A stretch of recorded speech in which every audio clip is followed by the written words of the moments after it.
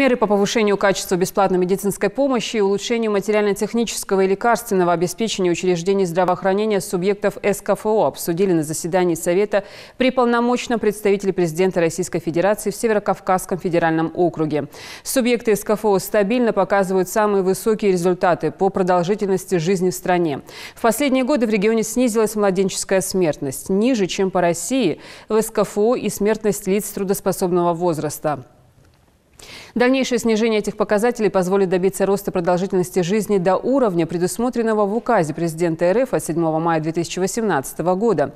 Первый заместитель министра здравоохранения Российской Федерации Татьяна Яковлева проинформировала о достигнутых в стране демографических показателях и тех рубежах, которые необходимо достичь в результате реализации национального проекта здравоохранения. Болезни системы кровообращения Российской Федерации 584,6, а Северный Кавказ 367,9. Уже близок к европейским международным показателям. Это тоже хороший такой показатель. Смертность от новообразований по России 209, у вас 115,7 по Северному Кавказу. То же самое. Что еще бы я хотела обратить внимание? Нужно посмотреть смертность от дорожно-транспортных происшествий. Вообще меня удивляет этот показатель. Он на Северном Кавказе выше, чем в Российской Федерации. Обратите, каждый глава, обратите внимание на этот показатель. Следующий, пожалуйста, слайд.